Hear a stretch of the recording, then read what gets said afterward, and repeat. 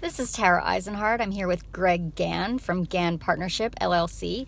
Greg is a Certified Divorce Financial Analyst. So I'm here to find out what that means and how that can help people as they go through the divorce process. Relationships of all sorts are really hard, right? I mean, marriage is hard. I don't care the best of them. I mean, there are going to be ebbs and flows. You know, just living with myself alone is hard, much less living with someone else, right? So the fact that I think we should be more surprised how many marriages last than fail, because this is really hard stuff, right? So it is hard, and therefore there are going to be a number of people who decide they're better off being apart. And I always say that people get married for two reasons. Number one is love, and that sounds esoteric. But number two is to have a family, right? For family. And when they decide that it's not working, or one decides it's not working, so it's not going to work for both if one decides. If they individually or collectively come to that decision, the idea is, how do they preserve what's most important in that relationship, which is family? And you know, talking about money sounds black and white and cold or crass, but if it all comes down to family and property settlement and finances, how you navigate the property settlement financial element is a huge part of retaining that family relationship. And as I was saying earlier, you know, to think of that family who 25 years ago went through a horrendous divorce and spent at least two children's college, the values of at least two children's colleges in legal fees, to only now 25 years later be able to go to family functions together and be friends.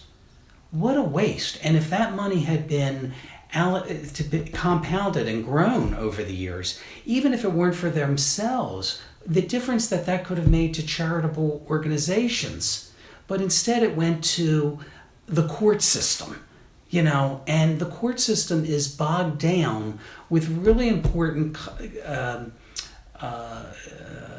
needs, with violence, with big crime. And why should it be bogged down with, should you get that bank account or should your husband get that savings account? I mean, why are we as taxpayers paying for a system? Excellent point. You know, why is my tax money going to determine how they should divide their property? I don't want my tax money going that way. I want it to go to the school system. I mean, I'm on the chair of a charter school in Baltimore City that 95% have severe poverty, right? And we're dedicating tax money to judges, to courts, to the systems, for people who, you know, are wasting our money and limited resources that could go elsewhere. So I really think that's a fundamental, how people view this money. And so most people, even financially astute people, are oftentimes not up to speed with financial planning, investments, investment management, and tax implications and division of assets. So we're not asking them, they think of pawning this off, this huge responsibility and this huge life change. They're going to pawn off to a third party that they never knew before this process. And they're going to trust that person is going to come up with an outcome that's best for them without really understanding the facts that are involved, or really what the financial implications for their lives will be after. Right. So an accountant can look at your situation, your budget today, and you look at tax consequences today. But an accountant is not a financial planner, and an accountant is not looking at projecting what is the realistic income, what is the realistic growth consequence, what is the risk of this portfolio that you may be left with afterwards. A CPA is generally not looking at the different settlement options and trade-offs and what ifs and what are the lifestyle and tax consequences of those what ifs. So I think first and foremost is that people should be educated. This is a huge life change. You know, they're very involved in their marrying plans and their wedding. Yes, they are. Right? Yes. We talked about that. Right. So why shouldn't they be involved in, at least knowledgeable about their... So first is what to me, what my role as a certified divorce financial analyst is to be an objective, independent evaluator of their assets and an educator as to where their assets are and where and how to divide, giving them different options of how to divide those assets and what those implications are. My role is not to tell them what their legal rights are, even though I'm a lawyer, I don't practice. My role is not to tell them what is a likely settlement, what option to select. That's for them and or their counsel to do. My role is to be an objective sort of purveyor of the information, if you will. And so where we help is number one is looking at budget, looking at things like marital standard of living, lifestyle analysis. Okay. What is it really costing you to live a month? What is the household costing? What are your medical bills? What are your insurance bills? There's a rule of thumb that says a single person's expenses managing a household alone will be at least a third more than it would have been if it were shared. So what are the hard costs? What are the soft costs? If you're used to going out for dinner once a week, 3 times a week, what are those costs? That's your lifestyle. Okay. What background do you have? What kind of rehabilitative skills do you have? Your age, your health, your work experience.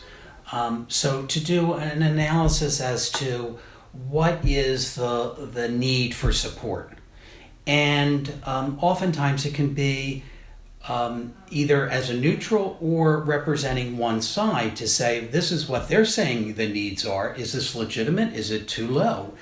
Or is what they're saying, too high? So being, either an advocate for one side or a neutral coming in, working with both and not working as, not being employed by either one individually. There are 2 parts. So in addition to that, let me stick with this. The other issues that come up are someone has a pension. How do we value that pension? Because that's a future stream of income. It's not a real present value, but we can do a present value calculation to determine what that future stream of income is worth today in today's dollars. Okay?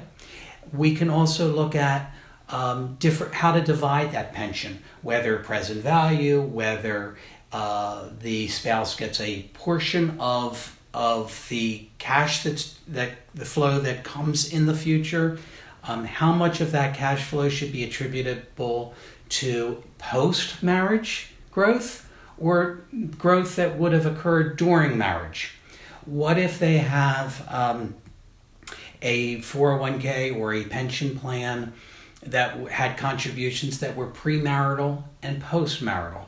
How much do we attribute of the growth to the premarital portion? So you may have put in X premaritally. Do you only get X out, or what kind of formula can we apply to the growth that X would have done? How detailed do we want to be? Do we want a forensic accountant to come in and to look at every contribution or where that fund went and every month where it went? That would be a huge expense. Or do we want to look at a realistic formula to say, how long were you married? How long were you contributing the plan? What's that ratio? And apply that to a present value and a growth factor. So these are the kinds of issues that come up, but So there's two parts of my practice, and I wear two hats, two separate hats, but they complement each other. The one hat is that I am an independent investment wealth manager and investment manager, unbiased, fee-only investment management. And the second is that I am a divorce financial analyst. Okay, where the lawyers oftentimes, where mistakes that they make and how they try to label me or put me in a box is that they think that because I do investment management, I'm really only interested in working with this divorcing family to get quote unquote their assets after divorce, to manage their investments. And they think that I really have products to sell and that I'm biased. And so they think of a CPA as being unbiased. Mm-hmm. Interestingly enough, I don't know of any, maybe one or two CPAs or CPA firms in this area today that does not have a direct investment management department or refer to investment management people and get kickbacks, share revenues on that. So they're no more independent than anyone in the quote-unquote investment management financial services area. But what helps me, I'm going to give two examples of where the financial investment management background helps in the divorce financial side that just a financial person or a CPA wouldn't have.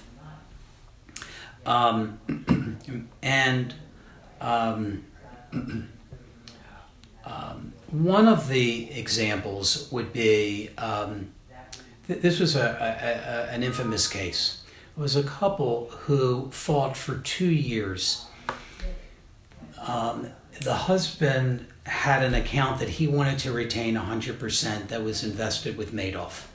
And he wanted to retain that exclusively without sharing it with his soon-to-be ex-wife because it was making 17% a year for 10 years, 15 years running. Mm-hmm.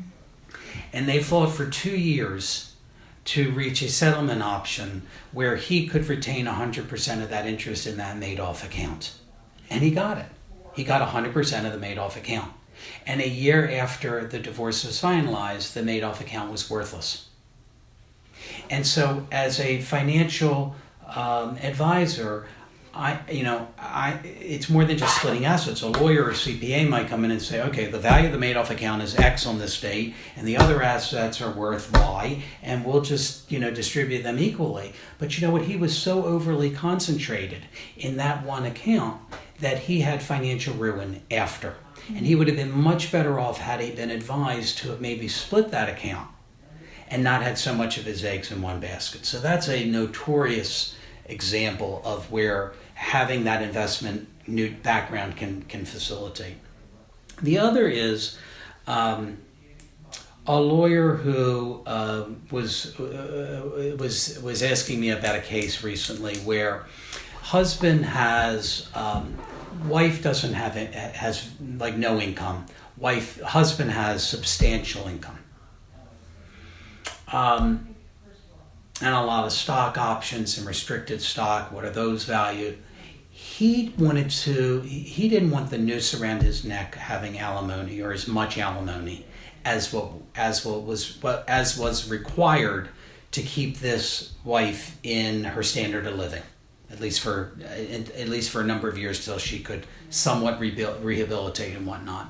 So he was proposing more assets, more property division, and less alimony, just because psychologically that gave him greater peace of mind. Mm-hmm. But the wife was very risk adverse. And when she said to the attorney, if I take more of this property, and I don't want to take big risks because this is all I'm going to have and I'm going to need income to live off of this, how much can I anticipate? And the lawyer said, well, a money market pays nothing today, or a 10-year treasury pays 1.8%, and they were using those kinds of low numbers. But I shared with them what are called market-linked bonds, which pay high interest but have deep protective buffers to insulate from downside market risk. And like last month, one of these paid 7%, and he wasn't aware of that. And so I said, I wouldn't have everything in that note, and maybe you stagger it and ladder them and do others, but there are more alternatives than just traditional stock and bond funds in the market that most people are not aware of. And having that knowledge could create a framework where the parties could reach a more favorable settlement to work with all parties. And not having that knowledge on the investment side would have been difficult. And why you could say, now we have that knowledge. But things in the investment world are constantly evolving. There are programs, products that are constantly changing. Another example that just comes to mind is that lawyers it's almost like malpractice if they didn't include provisions for life insurance in a settlement agreement, right? Particularly life insurance on the alimony payor. But very rarely do they adequately address disability. Interesting. And yet the chances of becoming disabled are 20 times greater than dying prematurely. And the way they address disability is to say, well, you're going to have to sign, if you become disabled, you're going to have to sign some of your disability insurance coverage, alimony payer, to the alimony recipient. A couple problems with that. Number one is that assumes that the alimony payer actually has disability coverage and has disability coverage to the full extent of his or her income. Right. But also, even if he or she does have disability coverage to the full extent of his or her income, disability insurance only replaces 60-65% of income. Even if it's tax-free, it's not, if your net income is going down and your alimony isn't, so you're going to have to file for a modification to alimony. Now the attorney, first of all, now you're going to have legal fees on top of a disability, on top of lower income, and you're going to be dragging that disabled client into a courtroom. How's that going to be? Okay? But that's how they traditionally do it. Okay? And they say, we can't cover all risks.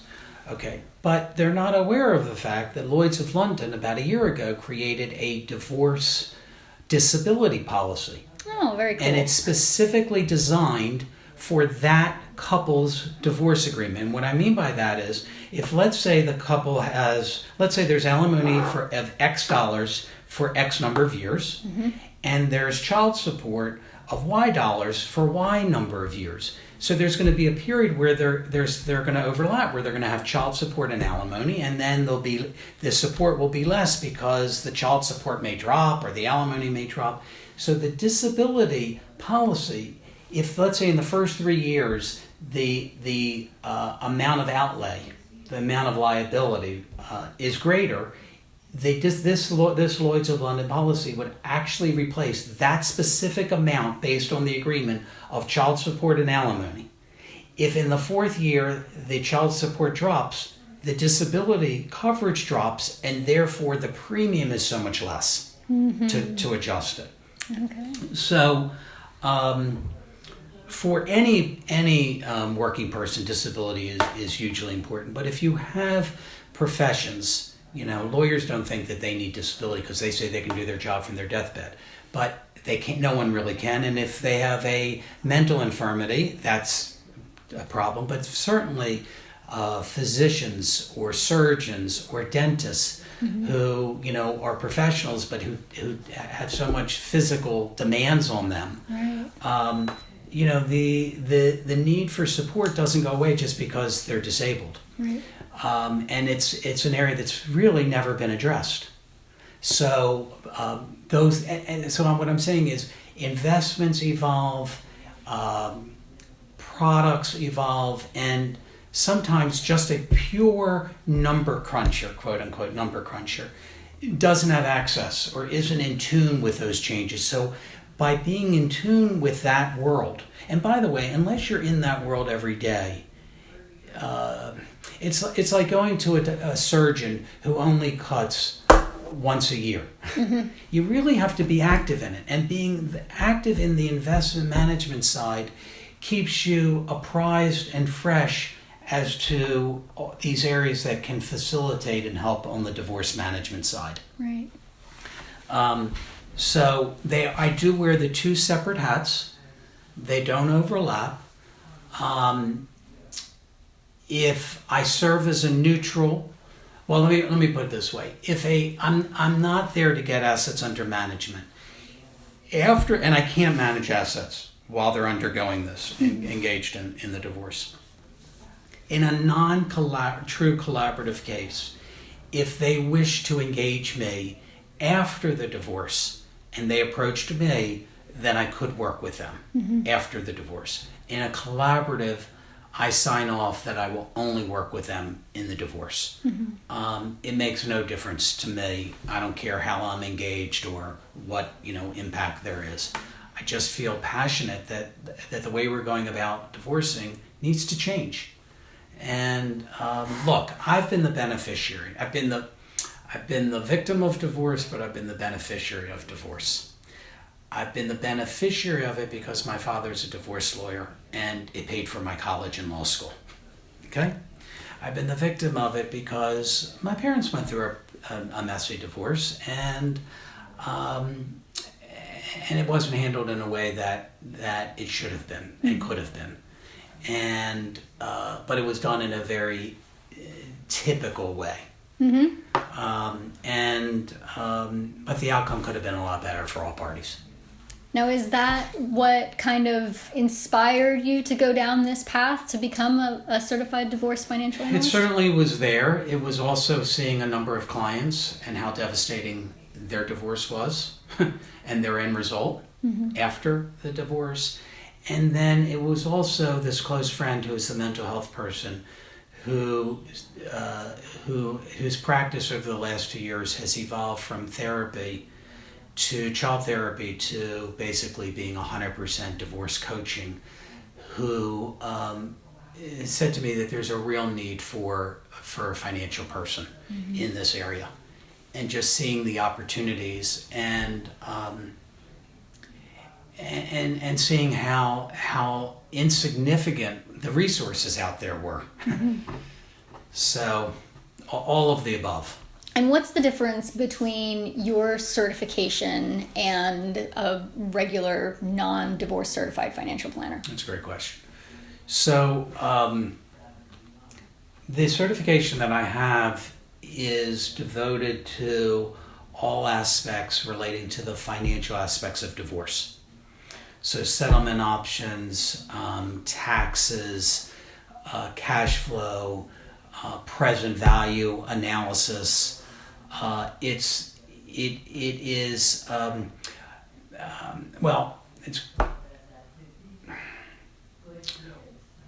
a lot of people tout financial planning, and I minimize the value of financial planning, and it's interesting, and yet I maximize the value of divorce financial planning. So that's a good distinction, maybe a good way to distinguish. So what's the difference? So here's what happens in financial planning. Somebody meets with a quote-unquote financial planner, and I use quotes around it because typically it's someone who sells financial products, okay, and it's an incentive to sell.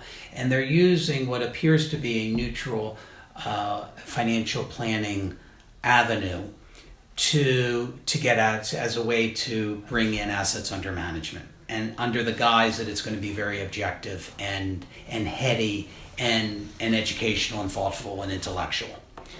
And really what it is that you get some basic financial data and you plug it into a software system. I have the software system, and it spits out a report.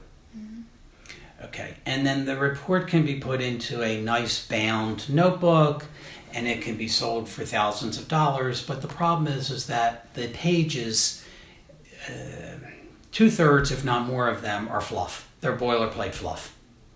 Okay, that's number one.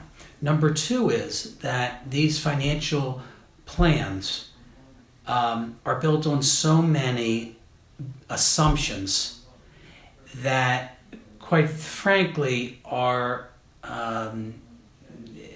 there are so many assumptions built in, and you're projecting so far out in the future that I really question if it's really even worth the paper it's written on. And the examples I'll give of that is, how do you know what kind of, you're meeting with a 50-year-old, and you're projecting what his or her retirement needs and income is likely to be, and the value of his or her assets 30 years from now. Do I know what kind of health that person's going to have? No. Of course not, right? Right. Do I know if they're going to need long-term care? Of course not. Do I know what kind of inflation we're going to have?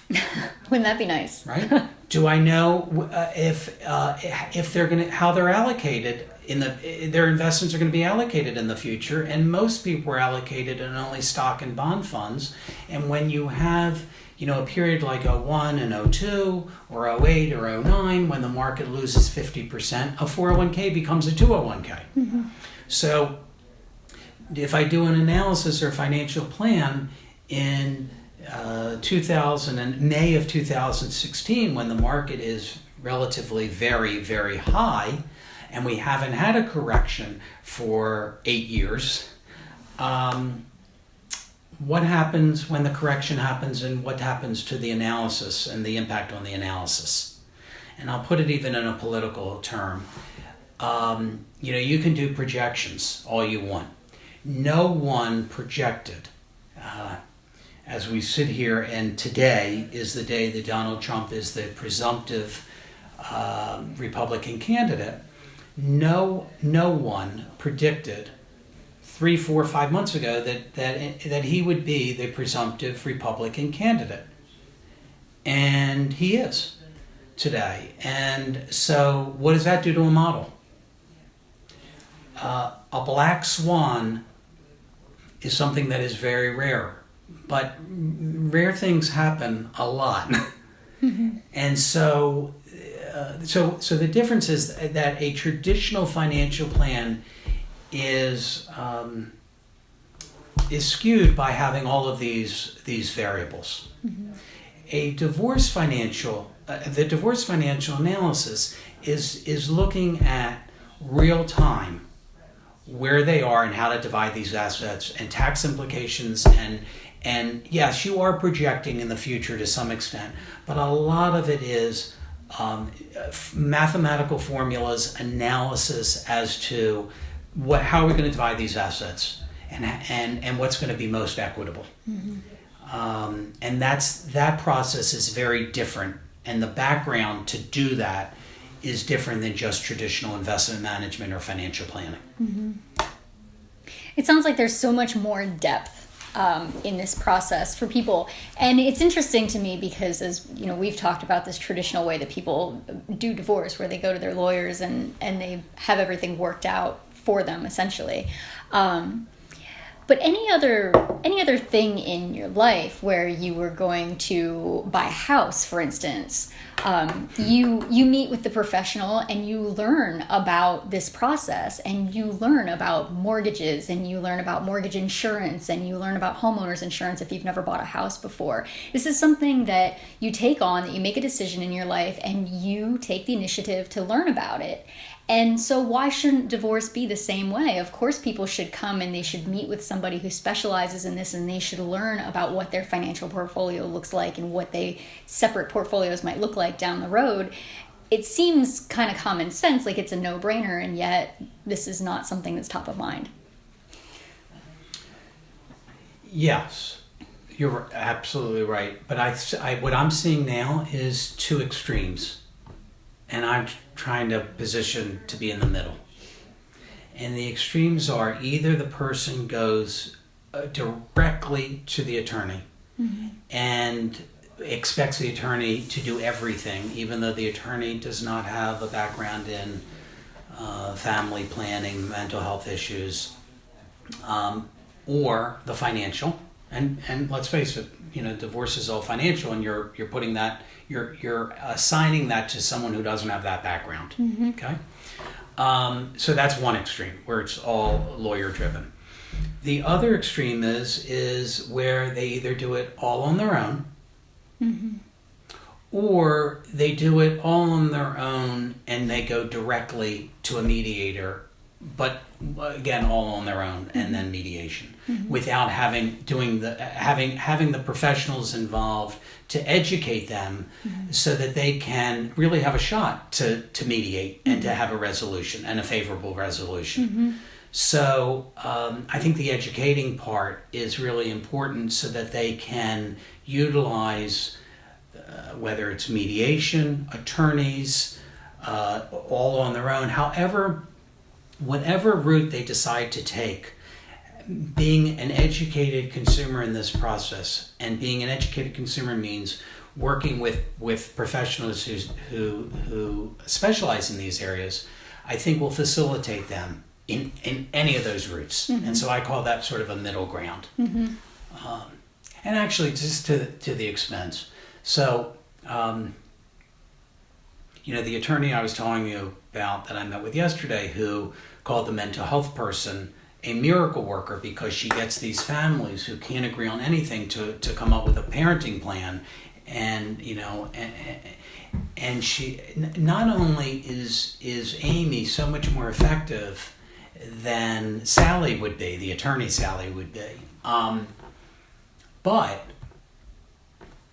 which should be enough, Sally's rate is $4.75 an hour. Amy's rate is substantially less. Okay, so Sally can position this to the client to say, look, I'm going to come in to do, my rate is going to be higher, but this is my specialty. I've been doing this for 35 years. I've gone to law school for this. I read cases on this. I've been in front of these judges. There's a lot of value that I bring, and I'm going to use my highest and best skills to match when I'm needed. And I'm going to bring in other people to utilize their highest and best skills. And they're not only will that be strategic, but it'll also be mindful of your wallet. Okay? Because, like what I said to her was, you're doing all of this discovery on the financials. You're getting the bank accounts. You're getting the tax returns. You're scouring through that. You're getting the credit cards. You're doing that even if your paralegal is doing it. My rate's $200 an hour. My rate is lower. My rate is less than half of her attorney, the attorney's rate. Why wouldn't you want to farm that discovery out to a third-party specialist? And you can also market this to your clients to say, right, I don't even have to bill you for that. Right. Greg bills you for that. So and my bill isn't that I'm not even overwhelming you with a crazy bill. I'm not marking up Greg. Right. And the couple comes to you together. If you're operating as a neutral. If it's a neutral, they can come to me together, or neutral, individually. They can come to you together, and they share the cost of your one hourly rate, as opposed to paying their separate attorneys to. I'm glad you mentioned that. So there's a collaborative attorney, very well known and excellent, out of Pittsburgh, who I spoke with, and she she used to scour over the finances and go through the bank accounts and the tax and scour over the numbers. And she said she was not like her colleagues in the law. She loved the numbers part of the practice. But when she moved to collaborative practice, and she now is exclusively collaborative, she realized she had to pawn that off. She had to relinquish that aspect of her practice. And what she found in relinquishing it to a financial neutral were two things. Number one is she was not aware of how, even though she thought she was being objective and unbiased, she said when she was representing her client, when she was looking at those numbers, no matter how much she fought it, there were certain biases that she was putting into her financial analysis. So by relinquishing this, she completely detached herself from that bias. But the second thing, to your point, Tara, is that she said, what happens is normally one lawyer is scouring through that at that lawyer's rate, and the other lawyer is scouring through it at the other lawyer's rate. And now you have two people at their high rates looking at the same data, versus if they have one neutral that has no skin in the game, just a neutral and objective. With a higher degree of understanding of what this information is and what the portrait entails. Fascinating, isn't it? I mean, that really it really is. It sounds like everybody should come to you. They should. I really think. But if I were an attorney, there's a lot of pressure. We have the slowest growth economy since World War II ever. Slowest GDP growth. Wow. We have a stock market that has been puffed up based on monetary policies and not economic growth. The job growth that makes the headlines. We're wondering, why don't we have inflation? We have the unemployment rate at 5%. That's the lowest in decades. And yet the IRS shows the tax receipts are going down. So when you put these two things together, what that tells you is that our job growth is in subpar income jobs. They're in restaurants, hospitality. Right. Young people, the millennials, have a difficult time getting job, and a job that pays a decent living wage. And that's why we're seeing Trump, we're seeing Bernie rise, because people are but in this world, the distinction between the haves and the have-nots is growing, because what the Federal Reserve has done is to keep interest rates far below where the market would automatically set them in order to keep the economy alive.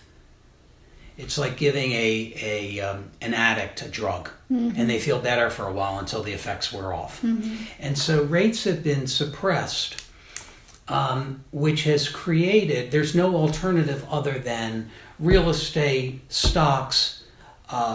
It has inflated the value of assets because there's been more dollars chasing fewer, and what's happened is companies have borrowed money very cheaply to buy their own stock back. And so the revenue isn't growing, the profits aren't growing, but you have fewer shareholders participating in that revenue. Right. It's all financial engineering. And my point in saying all this is that I am very prepared for clients for the next correction. I'm surprised it hasn't occurred. But I think that the stock market is giving a very different indication of where the true fundamental economy is. And when they become in sync, that financial pressure creates even more marital strife. And therefore that creates more need for healthy separations.